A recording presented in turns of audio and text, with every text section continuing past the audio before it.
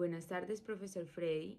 Mediante este video vamos a hacer la explicación del blog mediante la actividad número 4 de la asignatura Ignacio Martín Baró. Mi grupo está conformado por Mildred, Giselle y María Claudia, el cual hemos tomado la decisión de tomar la problemática de violencia de género. Principalmente vamos a dar una conceptualización teórica de la problemática descrita anteriormente como es la violencia. Esta violencia se da a una persona por su identidad o condición de género. Expresa las condiciones de desigualdad entre hombres y mujeres. Genera de esta manera intimidación, miedo, ofensa, inseguridad de esas personas. Se trata de actos que atentan contra todo derecho humano que tienen las personas de una sociedad, vulnerando de esta manera la integridad de las personas que se encuentran en esta situación. Además, se puede decir que esta violencia de género se encuentra descrita la mayoría de veces en declaraciones y convenciones internacionales, dándole una conceptualización como lo es que toda expresión general empleada para capturar la violencia que se produce como resultado de expectativas normativas sobre los roles asociados por cada género. Junto con esto se dan las relaciones desiguales de poder entre los dos géneros en una sociedad en específico. De esta manera, se puede decir que la violencia va dirigido a un género en específico, entendiéndose que el género es una construcción cultural del ser humano, ya que esta es la consecuencia de una expectativa normativa sobre cargos o roles asociados a cada género. Y de esta manera se tiene que, con todas las relaciones desiguales de poder, se tienen entre ambos géneros. Por eso se genera esta violencia. Sin embargo, así no se puede establecer que esta violencia de género se da más en hombres o mujeres. En la sociedad en la cual estamos, vamos a ver una conceptualización de poblaciones altamente machistas que lo que generan es que ésta se vea altamente dirigida hacia las mujeres, porque ven a las mujeres como un modelo indefenso y por esta razón es el género que más se ve implicado en la violencia, sin dejar atrás que los hombres están dentro de este problema social. Adelante de este video vamos a dar dos problemáticas gravemente descritas en dos países como lo son Colombia y México, en el cual mis dos compañeras van a explicar los dos casos y cómo se ven estas problemáticas en los conceptos que hemos aprendido sobre la psicología social. Bueno, ya teniendo claro el tema de la violencia de género, voy a proceder a explicar el caso de la masacre del Salado. Es importante anotar que esta información fue tomada de la página web del Centro de Memoria Histórica. Para contextualizar, pues esta masacre ocurrió en el corregimiento del Salado, pero también en las veredas de Canutal, Canutalito, de Ovejas, demás sectores aledaños y también en los Montes de María, esto en el corregimiento del Carmen de Bolívar. Esta masacre fue planeada por los paramilitares alias Jorge 40, Salvatore Mancuso y alias H2, que era el delegado de Carlos Castaño. Esta masacre se dio entre las fechas el 16 de febrero del año 2000 hasta el 21 de febrero del año 2000. Fue planeada por estos tres paramilitares, pero fue ejecutada por alrededor de 450 paramilitares divididos en tres grupos. El grupo de alias El Tigre, alias H2 y alias Amauri. Estos grupos iniciaron su incursión por las principales vías que conducían al corregimiento del Salado el 16 de febrero. Primero iniciaron revisando a todas las personas que se encontraban por la vía si tenían marcas de haber cargado maletas o de haber tenido botas. Estas personas eran asesinadas y señaladas de ser guerrilleros. Después de esto, el 17 de febrero, el grupo de alias Amauri, el tercer grupo, es atacado por la guerrilla. Al ver que no podía contra ellos, pide ayuda a los otros dos grupos, alias El Tigre y alias H2, que acuden a su auxilio, y cuando llegan redoblan el grupo a la guerrilla, lo que los obliga a replegarse, dejando al municipio a merced de los paramilitares. Esto también porque el batallón número 5, 31 y 33 de la Marina que funcionaban en el lugar se habían desplazado supuestamente por informaciones de que se habían robado un ganado, el Frente 35 de las FARC. Ellos continúan su incursión. El 18 de febrero llegan al corregimiento del Salado, al pueblo como tal. Allá empiezan a sacar a la gente de sus casas, empiezan a insultarlos, a señalarlos de guerrilleros. Algunas mujeres y algunos niños los encierran en la casa de Margot frente al parque. A otras mujeres las obligan a cocinarle a los jefes paramilitares y a otras las conducen hacia el parque junto con un grupo de hombres también del pueblo que iban a ser enumerados y iban a ejecutar en un orden. Entonces, la primera muerte fue encabezada por Eduardo Novoa.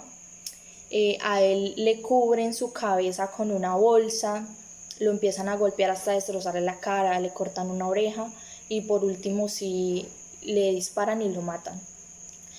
Después de eso, los paramilitares comienzan a tomar instrumentos que habían hurtado de distintas tiendas y empiezan a tocarlos cada vez que ocurría la muerte de una persona.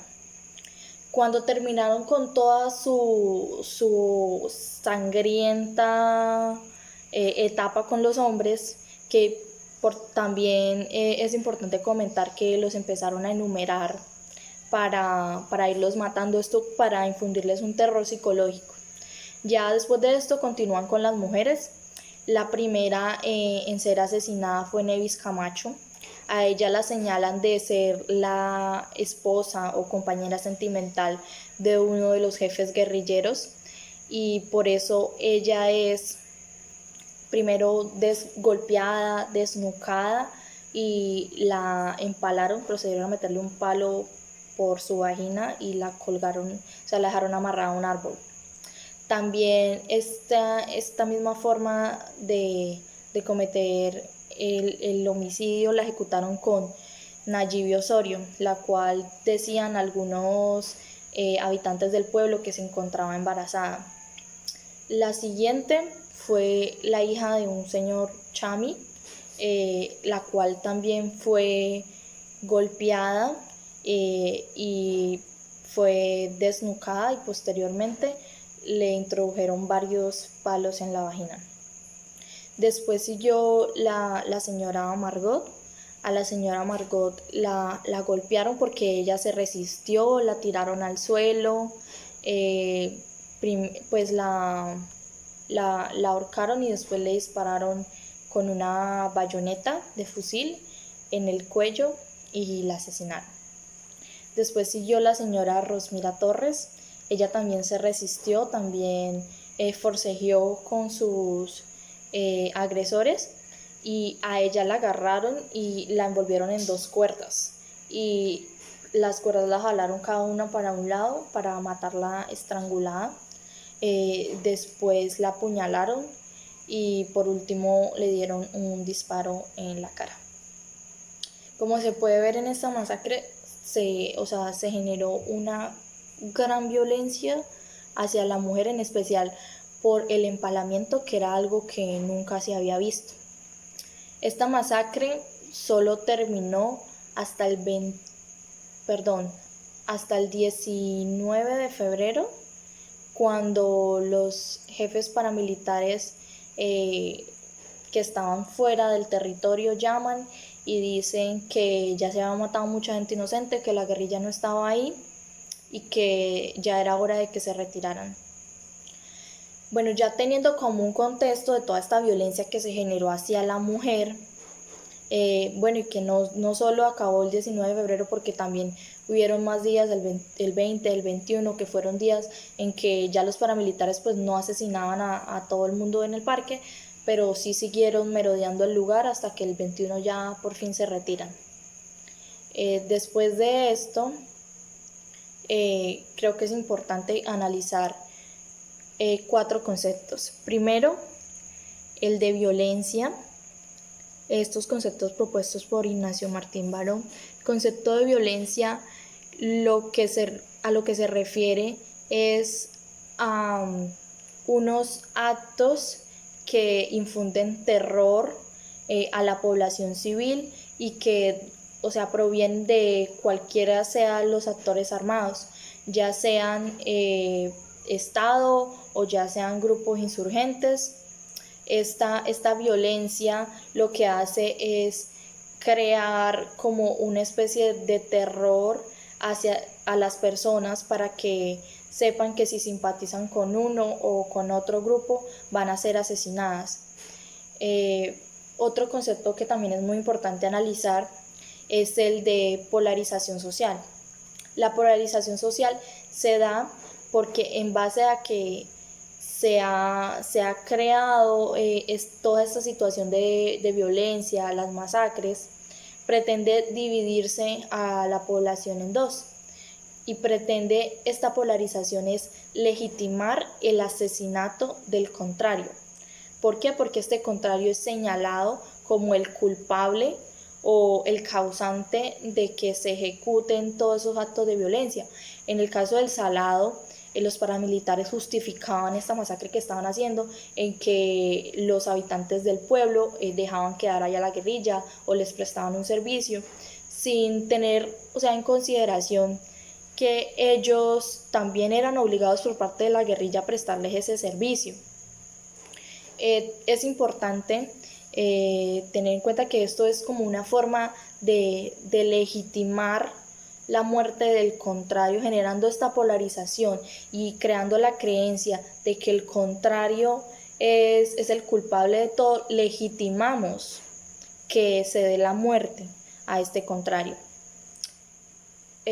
Otro concepto es el de mentira institucionalizada. La mentira institucionalizada es aquella mediante la cual se crea una versión oficial de todos los hechos, en el que algunas veces se omiten o se agregan hechos que no ocurrieron con el fin de crear una supuesta verdad. Y esta verdad creada se bombardea por muchos medios para que cree en la población un convencimiento de que es cierto. En el caso de la masacre del Salado, primero se dijo que la incursión se había dado porque en el pueblo había mucha guerrilla y esa guerrilla debía exterminarse. Entonces, que los paramilitares habían ido y habían tratado de recuperar un ganado que se había perdido y que por eso ellos habían ejecutado esa masacre con el fin de eliminar los guerrilleros de ese pueblo. Esa fue la versión oficial, pero en esa versión se omitieron muchas víctimas. Se omitió que no todas las personas que estaban ahí tenían algún nexo o habían prestado colaboración a la guerrilla. Y por último, es importante analizar el concepto de trauma psicosocial. El trauma psicosocial se da porque un conjunto de personas, una población o grupo de personas, es sometido a actos de violencia, ya sea en determinado tiempo o sea en el transcurso de un tiempo, lo que les deja marcas y traumas que generan en la población sentimientos de desesperanza, de odio, de tristeza, de desesperanza. Entonces, todas estas personas, al tener tan marcados estos hechos, pues no tienen de otra que o huir del lugar, como fue el caso de la masacre del Salado. Las personas huyeron por el miedo que tenían de que volviera a ocurrir otra masacre de estas. Y son hechos que quedan plasmados en la memoria de las personas y que no se borran y generan consecuencias psicológicas muy fuertes. Muchas de estas personas en el corregimiento del Salado tuvieron que irse sin nada, en especial los que estaban resguardados en los Montes de María, a pesar de las condiciones extremas del lugar, esperando que no fueran masacrados por los paramilitares. Y la gente que quedó sobreviviente en el pueblo también agarró las pocas cosas que les quedaban, enterraron a sus muertos y salieron de ahí para no volver a presenciar estos actos y porque tampoco fueron capaces de continuar en el lugar donde habían ocurrido tantas barbaries enfrente de todos. Bueno, eso fue todo del caso de la masacre del Salado. Buenas tardes a todas y a todos, mi nombre es Mildred Islas y a mí me toca exponer el caso de las muertas de Juárez. Cuando se habla del término las muertas de Juárez, se habla de un contexto bastante doloroso de violencia y discriminación que viven las mujeres en mi país y que resulta el antecedente para lo que ahora se conocen como los feminicidios. Sin embargo, el término las muertas de Juárez ha sido muy criticado a lo largo de la historia, puesto que este evento, o mencionarlo de esta forma, minimiza el impacto y el terrible hecho de violencia que se vivió en ese tiempo, puesto que no solo fueron muertes, sino que fueron asesinatos y que han sido asesinatos impunes, que no ha habido justicia y que las familias siguen en pie de lucha para lograr algún proceso de justicia. Se habla de una etapa de inmensa brutalidad, impunidad y violencia sistemática contra las niñas, mujeres y adolescentes, puesto que durante esta etapa las principales características de las mujeres que fueron asesinadas eran mujeres jóvenes de entre 15 y 22 años, obreras de maquila, delgadas, morenas y de cabello largo, y principalmente que formaban parte de un sector socioeconómico bajo. Hago énfasis en esta última característica, puesto que ha sido un punto clave para que estos casos queden en el olvido o para que muchos hayan sido ignorados durante mucho tiempo. Fue a partir de eso que los familiares de las víctimas comenzaron a organizarse. Y de no ser por la lucha y el registro y todo el labor que ellos y ellas hicieron, no tendríamos registro en la actualidad de todo lo que en esa etapa ocurrió. De modo que Ciudad Juárez no ha sido un caso aislado, puesto que esta violencia sistemática se extiende a lo largo del territorio nacional. De acuerdo con el informe de violencia contra las mujeres del Centro de Estudios para la Igualdad de Género 2021, el número de víctimas diarias por feminicidios y homicidios dolosos fue de 10.17 mujeres al día. Ciudad Juárez es una ciudad industrial del estado de Chihuahua, que se encuentra al norte de México, y puesto que es una ciudad fronteriza con paso a Estados Unidos, vive un contexto de constante conflicto y violencia. De modo que sus habitantes viven contextos de pobreza, hay pandillas, hay corrupción, hay una constante migración, pero principalmente prevalece el narcotráfico. Aunque oficialmente la guerra contra el narcotráfico inició con el mandato de Felipe Calderón en 2006, el narcotráfico en México ya tenía una larga historia desde los años 70.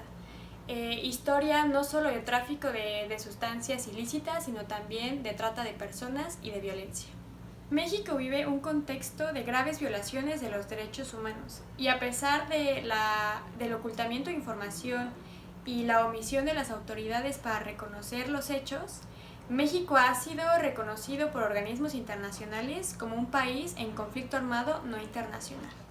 De acuerdo con las cifras de la Academia de Ginebra de Derecho Internacional Humanitario y Derechos Humanos, las cifras que se tienen sobre el inicio de la guerra contra el narcotráfico arrojan a más de 200.000 asesinados, 40.000 desaparecidos, 300.000 desplazados de manera forzada, así como 35.000 niñas y niños reclutados a la fuerza por grupos armados. Sin embargo, a pesar de que la violencia del crimen organizado en México arroja cifras bastante dolorosas, es importante remarcar que esta violencia no es vivida de la misma forma para todas y todos, puesto que la violencia misógina y machista se intensifica en contextos de conflicto y marginalidad. De acuerdo con los datos recabados por las organizaciones Intersecta, X Justicia para las Mujeres, Data Cívica y el Área de Derechos Sexuales y Reproductivos del CIDE, se ha registrado a la par del inicio de la guerra contra el narcotráfico un aumento de feminicidios en espacios públicos y por arma de fuego. Los feminicidios durante este periodo en Ciudad Juárez muestran un contexto no solo violento, sino también complejo, puesto que fueron el antecedente para lo que ahora se conoce como feminicidio. Y resulta un contexto bastante complejo, puesto que en un principio no se tenía mucha información, no solo porque no se había investigado lo que estaba ocurriendo y resultaba un fenómeno realmente, sino porque además en muchos casos no se les tomó importancia y a las familiares y los familiares de las víctimas no se les tomó en cuenta. Sin embargo, este hecho de violencia en medio de un conflicto de narcotráfico resulta complejo, no solo por las circunstancias en las que las mujeres fueron asesinadas y los móviles en cómo fueron asesinadas y los cuerpos cómo fueron arrojados y desaparecidos, sino porque aunado a la privación de la vida, muchas mujeres fueron mutiladas, violadas y obligadas a trabajos sexuales forzosos. De modo que si bien los feminicidios en Ciudad Juárez no fueron únicamente producto del conflicto armado por el narcotráfico, reiteramos que este recrudece y agudiza la violencia contra la mujer. Y reiteramos que en contextos de violencia y de conflicto armado, las mujeres, las niñas y las adolescentes se posicionan y se encuentran en una situación de mayor vulnerabilidad y violencia.